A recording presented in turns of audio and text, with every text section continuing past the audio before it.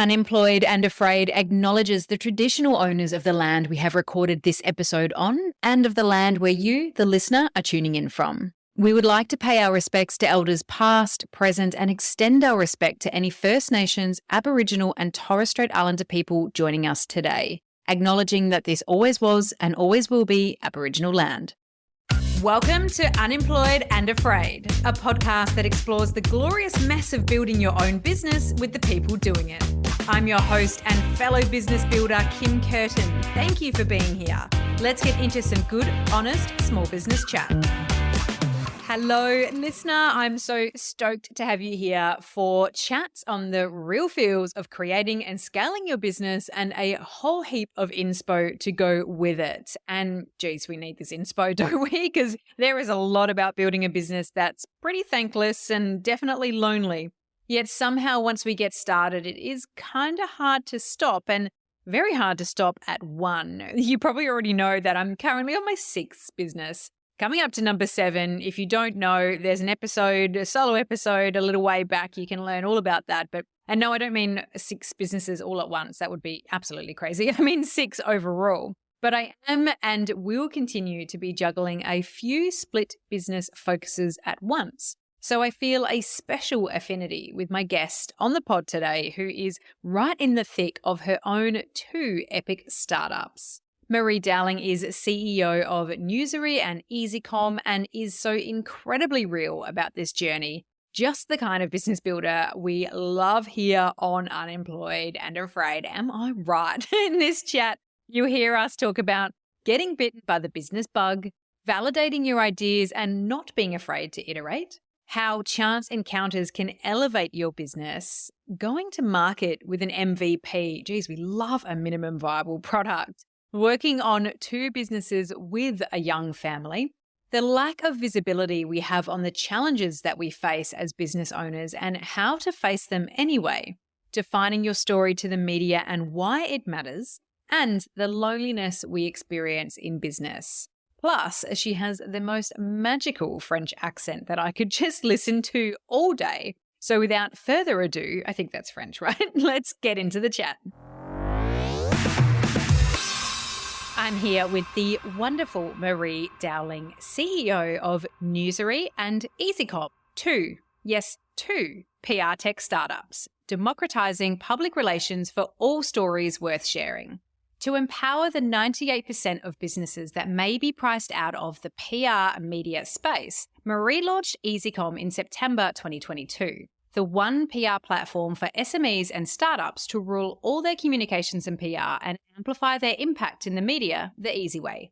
Then, fascinated with harnessing the democratic power of AI in a responsible and ethical manner for all parties involved in making the news, in 2023, Marie is launching Newsary, the first free PR platform putting journalists, producers, and podcasters back at the source of exclusive and newsworthy stories shared by anyone with a story, with a little help from a journalist-trained AI.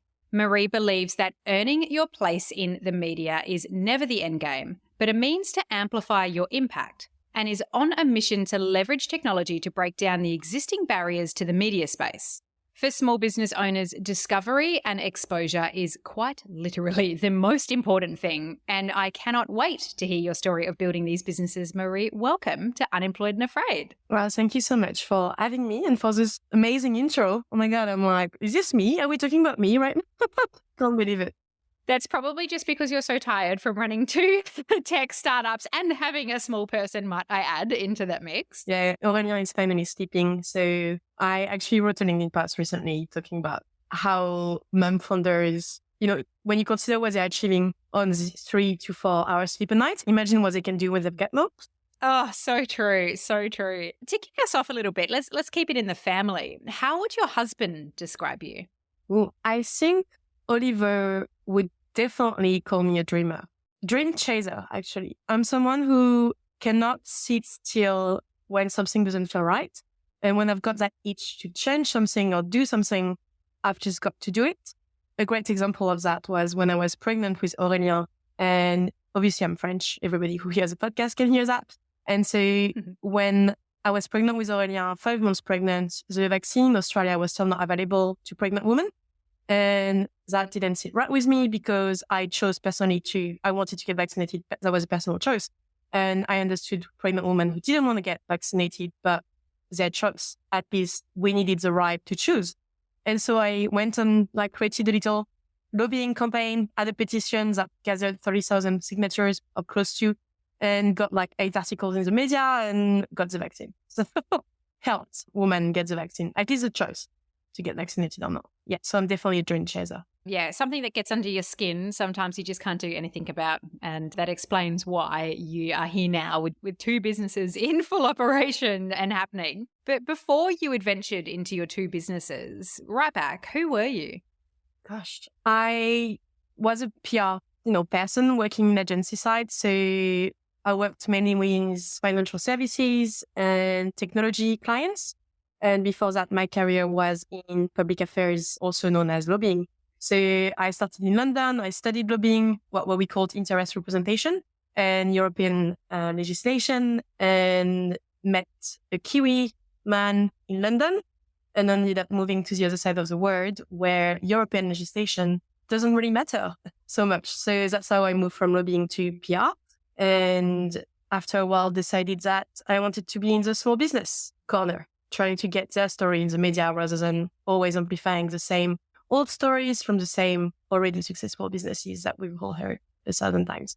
Yeah, I think this is where you and I connect so genuinely and easily is, I think we do often end up hearing the voice of a few very, well, I guess, defined in the story that they can tell or perhaps talking back from the top of the mountain, sort of down, once you get over, my dad just said to me this morning, once you get over one mountain, there's another mountain. So there's that as well. But often hearing about the stories of those who have, already made it and kind of have something to share, and it gets repeated and repeated because it's an easy win. So I can see why you were drawn to the small business space. It's an area I was so very passionate about. So what made you decide then to become a small business owner as well? I had a baby. I know we touched base on that already, but I had Aurélien, and I'm the type of person I thought of myself as the type of person who couldn't stay at home. I do not have any judgment against stay-at-home mom. I really admire what they do. It just didn't work for me. I wasn't fulfilled or happy just with my little person all the time. I really like my time with Aurélien to be precious, and so maybe not all the time. And therefore, I kept my maternity leave short. I changed job when I was on maternity leave. I was interviewing and offered a job on the spot when Aurélien was 3 months old. Went back to work when he was 4 months old, part-time, and then full-time when he was 5 months old, and completely quit and launched my own business when he was 8 months old, because if I was going to have to juggle all things and work around and away my kid, it had to be for something that I was so passionate about, it wouldn't matter. And that's really something that still to this day, year after barely paying myself, launching 2 businesses, sleeping when I can, still worth it, 100%. There's always certain days that I need to hear that very thing, which is as bad and as ugly as it gets. It is still a better choice than working for someone else, or essentially using your efforts to help somebody else grow in their business, and one that may not be completely aligned with your values at the core. And I think having flexibility is one of the main reasons we get into this gig of working for ourselves, is to make sure as well that we can have the occasional day where we go and do something, whether it be with baby or with family or with friends, and then be able to work late into the night and not have to, make excuses for it. 100%. And also seeing, as you say, the impact of what you have. So I'm sure it's the same for you, right? Whenever you've got a small business as a podcast and you see how proud they are sharing the story with the word, it's the exact same thing for me, right? Getting any businesses that I work with story in the media, amplifying what they're doing, what they're trying to do, just makes it all worth it. Doesn't matter if I was up at 2 a.m. or 3 or 4, but anyway, worth it. Oof, I tell you what though, 4 a.m. to sound maybe a little bit rough. But so your first business, baby, EzyCom, tell me about how you got that started. What were some of your first actions to make that real, and where did it take you in those early months? So EzyCom was surprisingly easy to start. I had been working on it in the back of my mind for 7 years, literally the moment I started working in public relations. And even before, my first ever job internship was for a 5-star hotel in the Champs-Élysées in Paris. Sounds very luxurious. It was amazing. But because of that, it was a small hotel. It might have been a like luxurious hotel. It was still a very small team. And so that was a small business in terms of people headcount. And I've always been fascinated by, maybe because of that first internship, but how small teams could achieve so much. And so that was always something I chased deep down, working with startups, helping with launch throughout my careers. And I just knew when I resigned that EzyCom was the answer. I had a full start in 2020. That was COVID, right? I lost my dates at the time because of COVID. But I think at the start of COVID, I was made redundant by the job I had. They made redundant a lot of people because of COVID. And at that time, I started actively working on a business called The Only One You Need. And The Only One You Need was basically EzyCom, the one platform that you need for your communication and PR. Just a very crafty, drafty version of it. And so when I finally resigned, I sat down with my husband and we did this very useful exercise of going through what our priorities were, what my priority were in life, what did I want to focus on, what was a non-negotiable, what could be a bonus, and what was I happy to sacrifice, because you can't have it all. And EzyCom was just the answer. Like that was it. And I knew exactly how to start it. I knew exactly what my first step was. And I think you've done the workshop with me, but the Ezy's workshop was built in 6 weeks. And the website took me 6 weeks as well to create. Like I knew exactly what I was doing in that time. It's changed a lot since, but the beginning was very easy.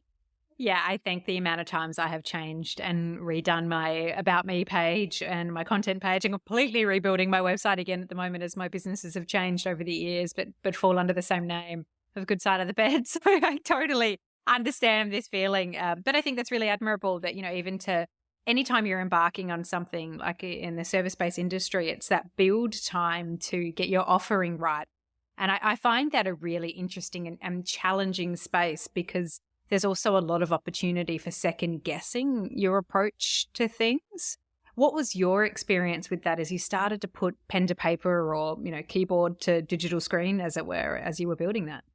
I think without knowing it, because I did all the mistakes for EzyCom, like I did everything myself. I didn't outsource to anyone.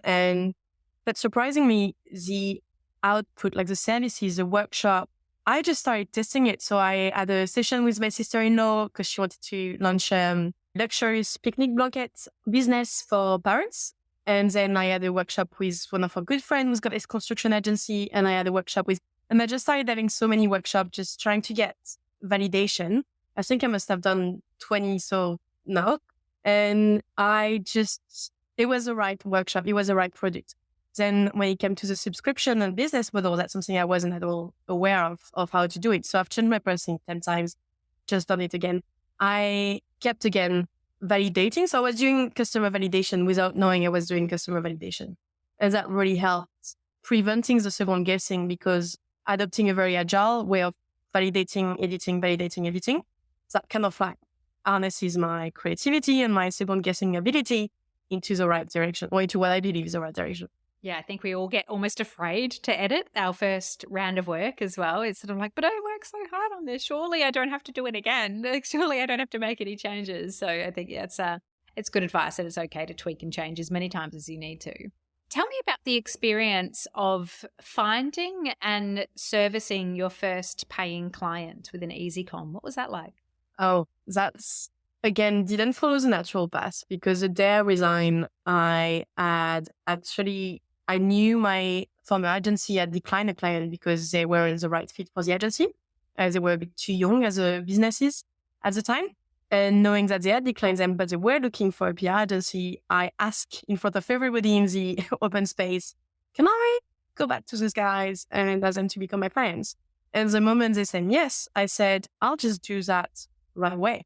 And so before actually stepping out of the building, I had approached my first clients and they're still with me to that day. Of Cassette, they're a very cool recruitment in transformation business, transforming recruitment. So yeah, it's really cool working with them still to that day. I think I can't underestimate the potential power of if you're someone who's sitting in an employed position at the moment, working for somebody else, but it's in kind of a similar industry. You can't underestimate the potential that you could actually find your own thing within that. So I've had a few guests over the years that have talked about this, where their employer either became their first client or supported them enough that they introduced them to a client, or, kind of helped them on the journey. I think so many of us will sit in that seat as an employee and feel nervous to resign, or feel nervous to share our bigger ambitions for working for ourselves, in case we get marched, or they get paranoid that we're stealing things, or whatever's going on. But so many times I have heard stories of people sharing their ambitions with their employer and it actually resulting in their business becoming a business. It's always so nice to hear. I think we underestimate that potential. Oh, we do, especially in startups. I think one of the I'm listening to a lot of investors because we're going to raise money soon. So I keep, going and listening to what investors look for, what investors want. And one of the things they want is either a technical founder, someone with the ability to change from a technological perspective, or somebody from that space. And I think you're exactly right. People will just working in the business, especially if you've been there for a long time, you just know exactly what the frustration point is. And so if you're able to solve that for your employee or your employer, and especially me coming from the PR agency side, what I'm bringing more for small businesses, but later on maybe for PR person, is I'm giving them a collaboration platform to get rid of the Excel document and the feedback by email, or those very old-fashioned way of collaborating on your media attention. I'm trying to solve that. So not yet, but maybe one day my former agency will be a client. So it would be amazing. We've got to put this stuff out there. So how are you going about finding clients for EzyCom now? What's working for you? What's proving to be a little bit more challenging in your own marketing? I should probably not be listened to on that topic for anyone, because I've been terrible at doing my marketing, which is ridiculous. I do not do advertising. I do not do promotion. I do not have a budget for advertising. I leverage my own very small audience on LinkedIn. I think I don't even know how much, like maybe 1,300 people, maybe, following me on LinkedIn, and the same amount of connection and word of mouth from the people I've worked with. So all my clients have actually come from someone I've done a workshop with or work with, and they keep giving me referral, and that's just perfect for us at the moment. So 100% leveraging PR for everything marketing. Yeah, amen. I mean, it makes a lot of sense given what you do and the power of PR and believing in that. And I think so many of us, particularly those of us in an industry, like when we've either worked in PR or marketing, like doing it for yourself. I mean, I know I'm absolutely terrible at it. I couldn't know any more of the tricks of the trade and any more of the strategies behind brand awareness versus conversion versus acquisition. There's just like, I couldn't know more about it, but I applied literally zero of it to myself. So I understand completely that you get stuck in these cycles. But yes, our network is much stronger than we realize. So what prompted you to start exploring the idea for Newsary? And now I'm thinking back to, your husband, Oliver, and the dream chasing label that he would probably give to you. So yeah, when did the dream for Newsary start to churn around, and what prompted you to start exploring it? So at the very start, when I was ideating EzyCom, I was listing down what I wanted to achieve. And there were three parts of the business. There was one platform for people to do all their external communication. So think of LowPass, which is like a legal vision platform where people can use information block building. So the platform asks you a question, you fill in the information, and then that is pre-populated into pre-drafted legal documents. You can do the exact same for communication. And then AI can come and help with that, mix matching and pulling the information. So just automating the process a bit more to make it even more seamless. But the second part of the business was the connection, the relation with journalists. So I had the same problem, which is I want to democratize PR for small businesses and starting businesses. How do I do that? I either work from the small business and startup side, making it easier for them to send out the right pitch, know what's newsworthy about the stories, and broader than just PR, but also in the earned media or own media, like on your website, newsletter, podcast, whatever you want to publish in your name or on somebody on a third media's party, getting the right documentation out and supporting that collaboration and documents communication creation process. And then on the other side, there's the media relation, that connection with a journalist and how to almost reverse how PR currently works. So I say jokingly that I'm French, right? Revolution. So revolution. And therefore, what I really want to do is put PR on its head by reversing how PR works. Currently, journalists receive 50 to 200 or more pitch a day. And that among that is interesting pitch. But 97.5% of pitch are unanswered and unopened because they are irrelevant, not aligned to the journalist's specialty, because journalists do have specialty as well, most of them. So they write for a specific bit. And the other main things that can be detrimental to public relations from a journalist perspective is overly promotional press releases or pitch. So I've got a very strong stance on press releases that could have been a LinkedIn announcement. So not every news in your business, and I know it's hard because when you're in business, it's your livelihood, but not every news is worth a press release. Not every news is worth contacting a journalist. And that's very important because whenever you contact a journalist with a news that's not newsworthy or that's not relevant to them, you break down a little your media relation. So to prevent that happening, I also wanted to get journalists at the source of the news. Instead of being inundated with pitches and press releases, they can actually search for the news they want to read about. And so to do that, we've trained AI to act like a little journalist and help people to share newsworthy stories. We help them decide what type of story is best based on what they want to announce. And then AI acts like a little journalist. We ask them questions. What's the heart of your story? What's your stance about it? What's the context? Can you add some quotes? We really give them, ask them all the information that journalists need to decide if it's a good story or not. And then AI can also review and flag when it's too promotional, when it's not specific enough. If you only have quotes from the CEO of the company, maybe the AI will tell you, well, have you thought about including quotes from a key opinion leader in your industry? Because they would have a very interesting perspective that journalists would like to hear about. And by adding that in your story, you make it easier for the journalists to get your news.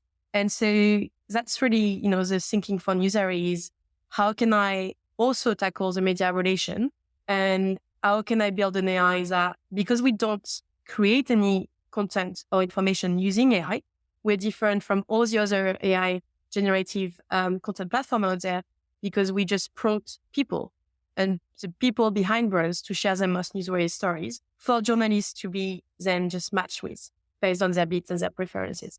I love that. It's the reverse game. It's, hey, have you thought about this? I mean, who doesn't need a little bit of help like that? The first draft problem where you're like, I don't know what this needs, but how do I ask somebody what this needs? I feel like, anything starting to touch on, AI, technology, integrating, I mean, it prompts 100 questions for me about how to get from idea to real platform. How did you approach that process then of making it something real? So I've had two different approaches for EzyCom and Newsary, knowing that we leverage basically the same technology. So for EzyCom, I got crafty. My MVP is built on Notion. We find a way of using Notion's AI to still have AI in our hub and empowering our clients to still use that information block building, ultra personalization, and AI generated content for like LinkedIn posts and all of that, only based on the information they provide. So that's one way of going about it. It's good, but it takes a long time to arrive there.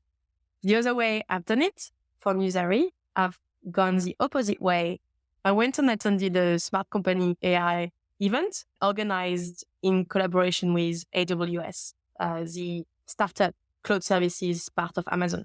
And so I went to that workshop and it was pouring the day, like it was raining so much. And I arrived with a white top, bad combo, and I went to dry myself in the bathroom. And coming out of the bathroom, I see this man with a white t-shirt, absolutely drenched. And I tell him, you know what, there are hand dryers in the bathroom. You should go and dry yourself there. And then we started chatting during the event. And I advertised that I was not very good with AI at the time, still not technical. So I'm not a technical person. But my understanding of AI was quite limited. I was learning. And so he kindly offered to translate some of the technical terms for me. And that guy was Rashi, and today he's my CTO with Newsary. And he's helped me build the MVP platforms that we have today. That is just an MVP. It's a V1. It will be improved, but it does a job and it gives that AI journalist trained help to people. You just never know when you're going to meet someone who's going to help you with your ideas. I mean, the right kind of woo-woo gets me very excited, which is, attracting the right people to you when you have these kind of ideas, and that can potentially change your life. And, that's always right around the corner. So I love that you guys came together via your co-wet white t-shirts. And I was so persistent. Like, I asked him that day, are you looking for a side project? You seem to know AI. Like, what's your background? Can you build this? And we talked, and he was like, oh, I've got a full-time job.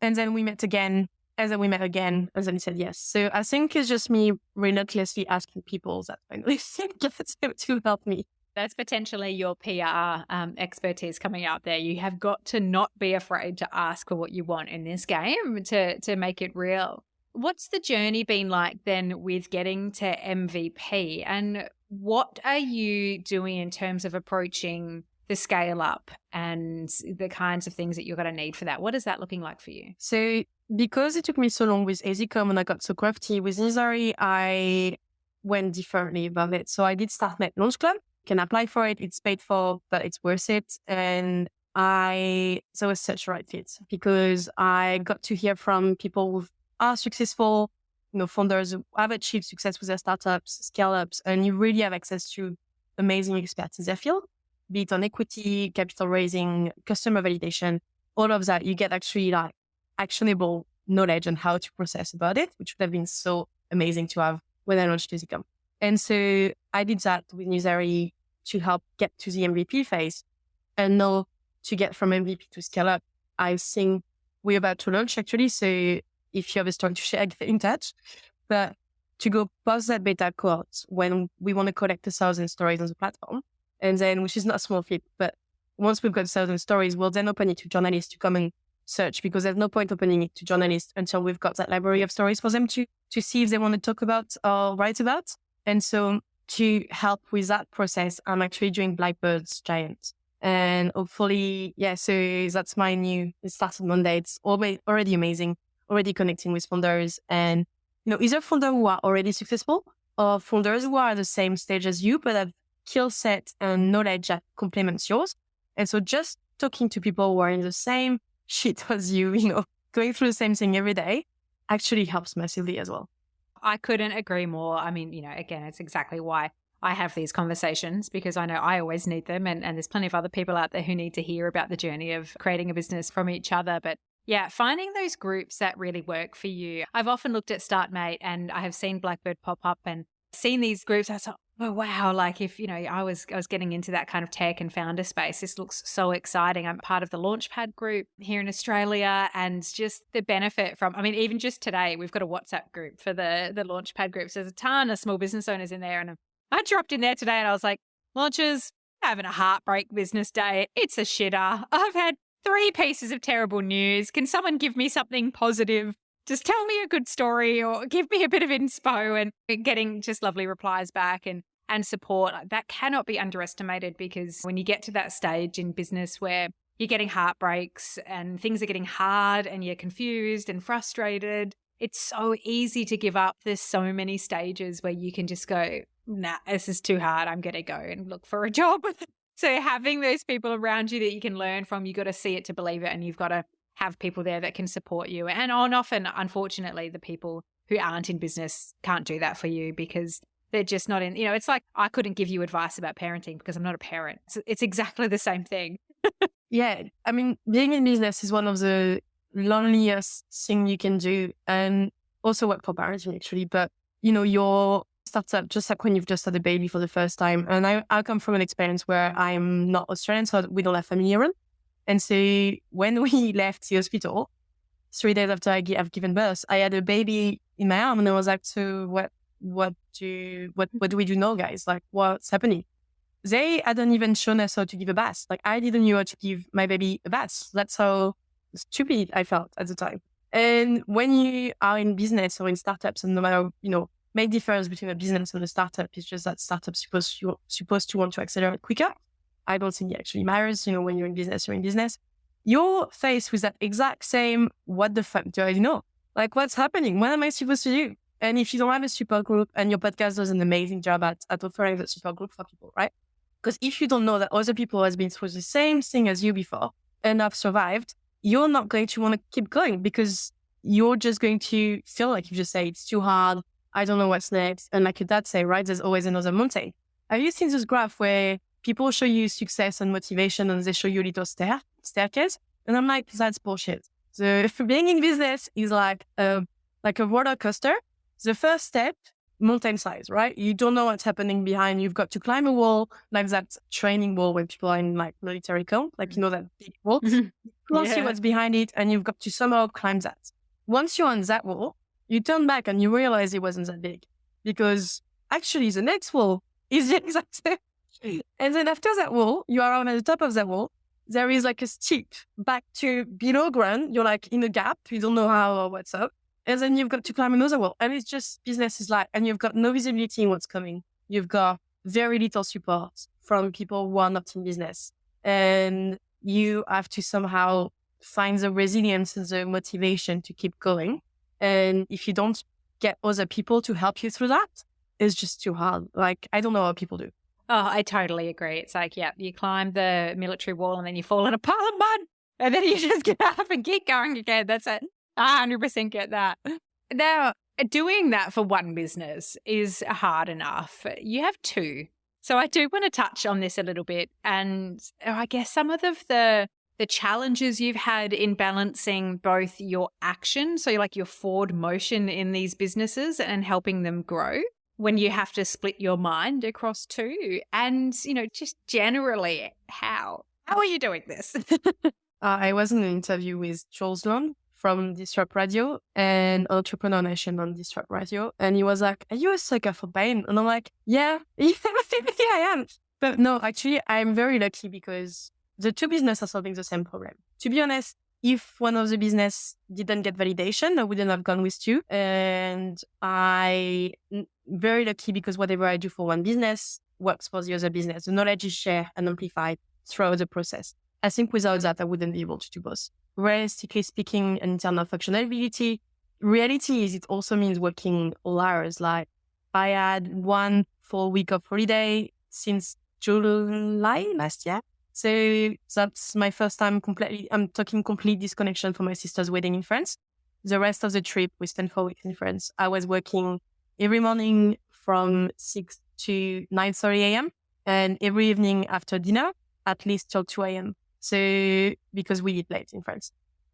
So that my time working wouldn't impact my family time. That wouldn't then impact the business as well. So it's stupid to have two businesses, but both ideas are worth pursuing. And again, I'm literally dream chasing, solving PR for every small businesses and startups out there. And until that's done, or until I'm at a point where I've achieved everything that I could to make it happen, I'm just not going to quit yet.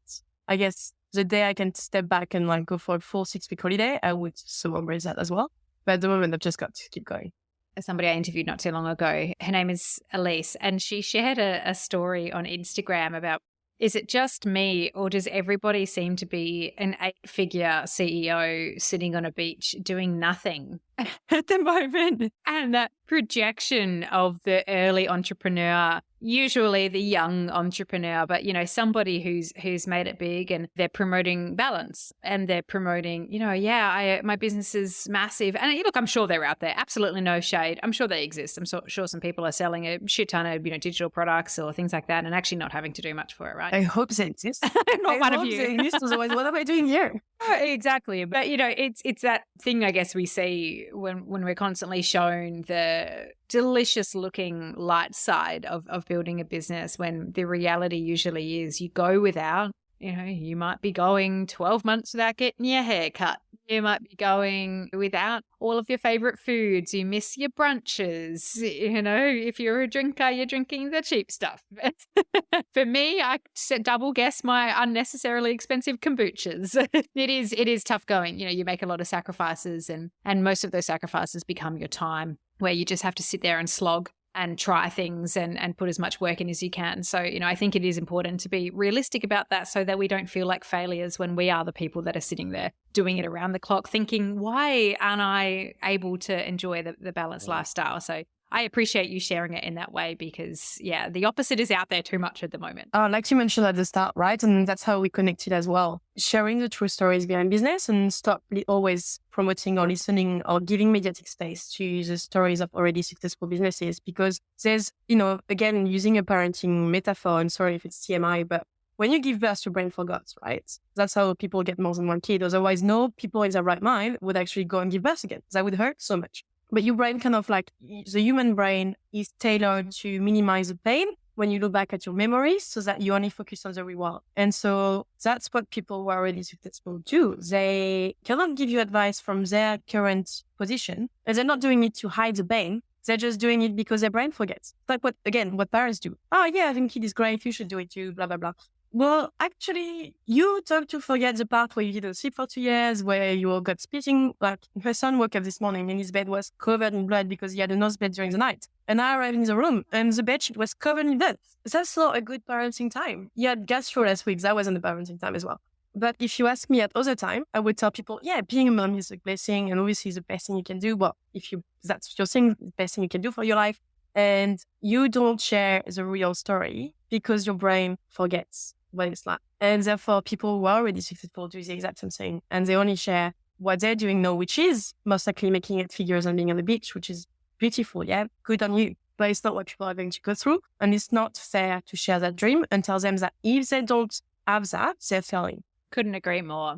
Defining your story to the media can be a little bit overcomplicated at times. Have maybe a few too many layers, maybe overthink it. How do you approach it and how do you tell your partners and your clients to approach it? So I think because I work with small and starting businesses, one of the main things that we do is making sure that they understand that there needs to be a story there. So going back to the fact that I know your small business or your startup is your livelihood and I know what you're trying to do is amazing. But there needs to be a story there for the journalist to be interested. And so understanding what is newsworthy is really important. So that can be the timeliness of the news. So if you've got a very strong position or if you're changing something in an industry that is in the radar at the moment, I'm thinking obviously the housing funding bills or the new South for budget and all of those announcements create timely opportunities for you to leverage. Or there is the scope and scale. So if you're solving something and you've got concrete proofs that you can reduce a massive bill for Australians altogether, let's say mental health and the cost of mental health for Australians, that would be also something that's newsworthy. If you have proofs that you're working toward reducing that bill. If you have something very emotional to share or stories that you're happy to put yourself forward and out there about, because that's really hard and that's a hard exercise to do. Not everybody is ready to put themselves out there. And that's something that I would never encourage unless they're happy to do it.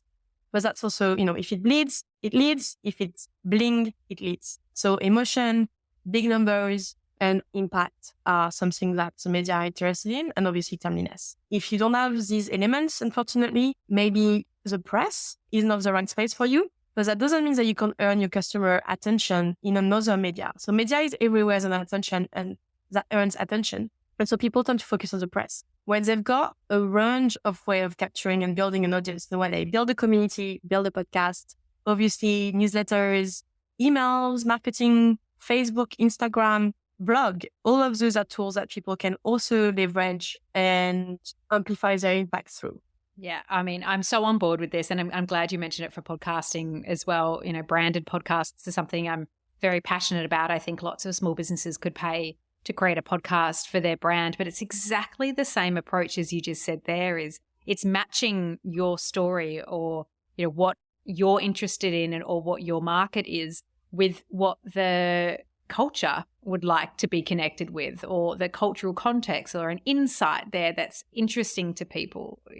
Make a story, make a podcast about that. And then you have a natural environment to talk about your brand within, as opposed to just constantly going out with messages of your brand or it's selling all the time. It's more creating stories and environments that speak to a bigger cultural need than the one that you want to fulfill for yourself, but they're matched. So I love that you talk about this because it's a big passion area of mine. You're 100% right. And actually getting the connection with your audience is what matters most. And especially for podcasts. Podcasts are amazing because they offer you that third-party audience that you don't necessarily get with your own other media. So if you have a newsletter or social media, you're limited to your audience numbers. Whereas if you go podcast and if you create a branded podcast, then it's very smart because the guests that you'll have on this podcast will most likely reshare with the audience.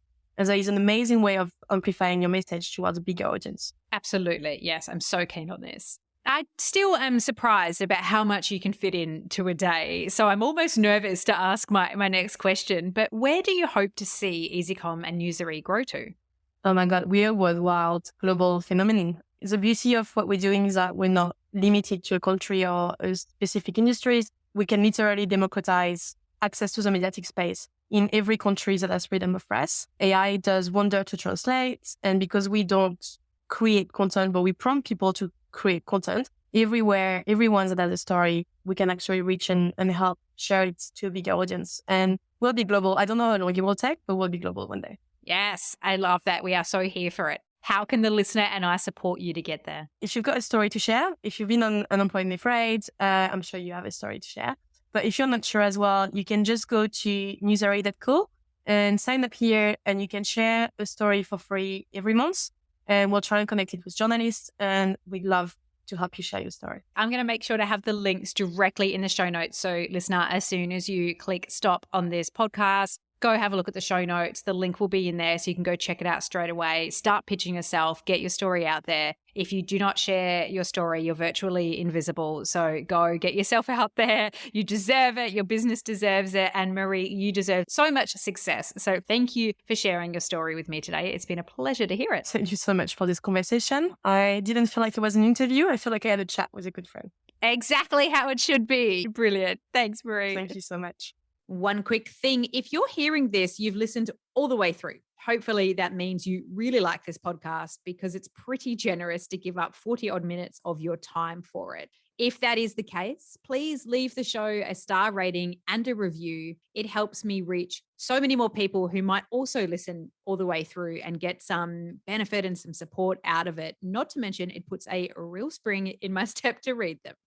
Thank you for listening to Unemployed and Afraid, the podcast for small business builders with your host, me, Kim Curtin. If you love it, you can say thanks with a star rating and a review. And of course, join the community on Instagram, TikTok, Facebook, and LinkedIn. Find us at Unemployed and Afraid wherever you're hanging out, and I'll see you there.